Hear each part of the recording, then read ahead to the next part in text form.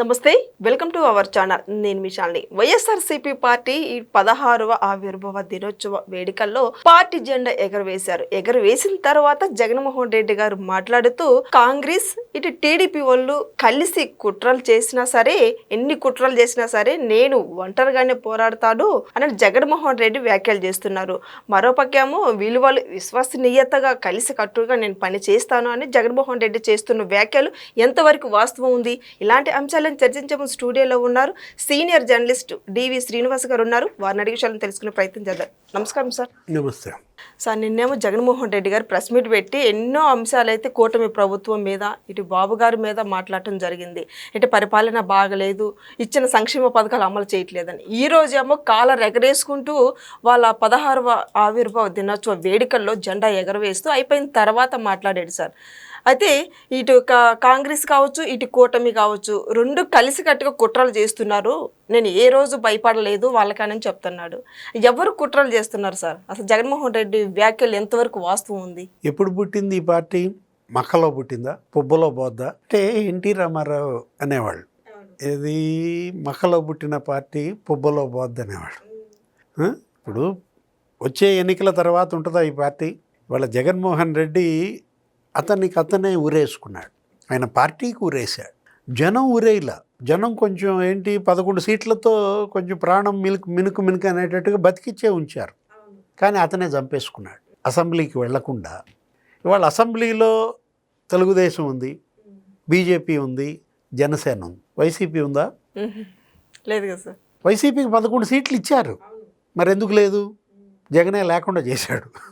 తన పార్టీని తనే ఇవాళ బహిరంగంగా ఊరేసుకున్నాడు. నేను అంటోంది అదే. ఇవాళ అతను మాట్లాడుతూ ఏమంటాడు? కాలర్ ఎగరేసుకునేలా అంటాడు. ఎవరు కాలర్ ఎగరేసుకునేలా? క్రిమినల్సా? ఇప్పుడు కాలర్ ఎగరేసుకునేలా అని ఇతను అనగానే నందిగం సురేష్ ఎగరేసాడంట. అతని దగ్గర ఏదో కేసు పడింది. అదేదో కాకినాడ చర్చి వాళ్ళని బెదిరించి 2 కోట్లు అడిగాడంట. పాపం వాళ్ళు 25 లక్షలు ఇచ్చారంట. ఇప్పుడు మా 25 లక్షలు మాకు ఇచ్చేయంటే వాళ్ళని బెదిరిస్తున్నాడు. వాళ్ళు కేసు పెట్టారు. 318 సెక్షన్. ఎన్నేళ్ళు జైలు?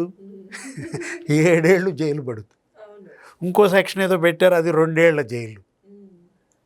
అంటే ఇప్పుడు లేకపోతే ఇంకెవరు కాలు ఎగరేస్తున్నారు? పిన్నెల్లి రామకృష్ణారెడ్డి, పిన్నెల్లి వెంకటరామరెడ్డి. ఇప్పుడు వాళ్ళది కూడా ఇవాళే వచ్చింది. చూసావా? ఆవిర్భావ దినోత్సవం. అటు నందిగం సురేష్ కేసు, ఇటు పిన్నెల్లి రామకృష్ణారెడ్డి. ఆయన అనుచరులు ఎవరో హైకోర్టు అడ్వకేట్ని అక్రమంగా నిర్బంధించి చిత్రహింసలు పెట్టి హైకోర్టు అడ్వకేట్ని అతని ఆస్తులు ఏదో బలవంతంగా రాంచుకున్నారంట. అసలు డిఎస్పి అప్పుడున్న ఇన్స్పెక్టర్ పల్లం రాజు ఎవరో వాళ్ళని సస్పెండ్ చేశారు. ఇప్పుడు ఆ అనుచరులను కూడా అరెస్ట్ చేశారు. ఇప్పుడు వీళ్ళను కూడా ఎవరు? ఆ పల్లం రాజు డిఎస్పి లేకపోతే ఆ ఇన్స్పెక్టర్లు వాళ్ళ అరెస్ట్ కోసం కూడా వేట. ఇప్పుడు ఆల్రెడీ పిన్నెల్లి బ్రదర్స్ జైల్లో ఉన్నారు. ఇప్పుడు ఈ కేసులో మళ్ళీ ఇంకా జైలా? అంటే జైలు పార్టీయా? జగన్మోహన్ రెడ్డి జెండా జైల్లో ఎగరేయాల్సింది వాళ్ళు బయట ఎగరేసాడా? నెక్స్ట్ ఇయర్ జైల్లో ఎగరేస్తాడా? ఇదేనా ఇక ఆఖరి జెండా ఎగరేసే రోజు జగన్? నెక్స్ట్ ఆవిర్భావానికి జగన్ ఎక్కడా? జైల్లో జెండా ఎవరేం?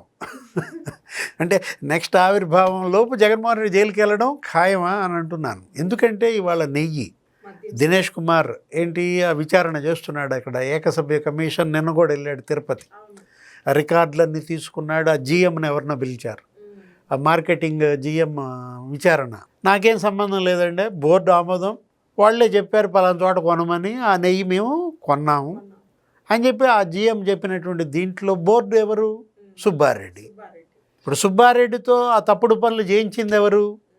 జగన్మోహన్ రెడ్డి. భూమన కరుణాకర్ రెడ్డితో ఆ తప్పుడు పనులు చేయించింది ఎవరు? జగన్మోహన్ రెడ్డి కదా. ఇప్పుడు మద్యం కేసిరెడ్డి రాజ్ ఇప్పుడు 320 రోజులుగా జైల్లో ఉన్నాడంట. మొన్న సుప్రీంకోర్టుకి బెయిల్కి వెళ్ళాడు. బెయిల్కి వెళ్తే ముందు అసలు మీ తమ్ముడు ఎవడో ఉన్నాడు తోడల్లుడు, వాడిని లొంగిపోమనండి, ఆ తర్వాత రండి బెయిల్కి అని. కాదండి మేము 10 నెలలు 9 నెలల నుంచి ఉంటున్నాడు జైల్లో, బాగోదు పాపం అని అంటే ఇంకో 9 నెలలు ఉన్నా పర్వాలేదు. సుప్రీంకోర్టు అంటాను. వాళ్ళ పిన్నెల్లి రామకృష్ణారెడ్డిని కూడా సుప్రీంకోర్టే 2 వారాల్లో లొంగిపోవాలి. మిథున్ రెడ్డిని అయితే 3 రోజుల్లో లొంగిపోయింది.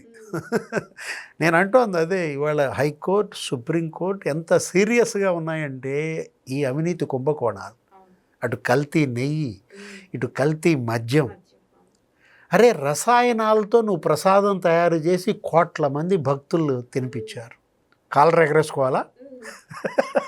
చెప్పు నువ్వే.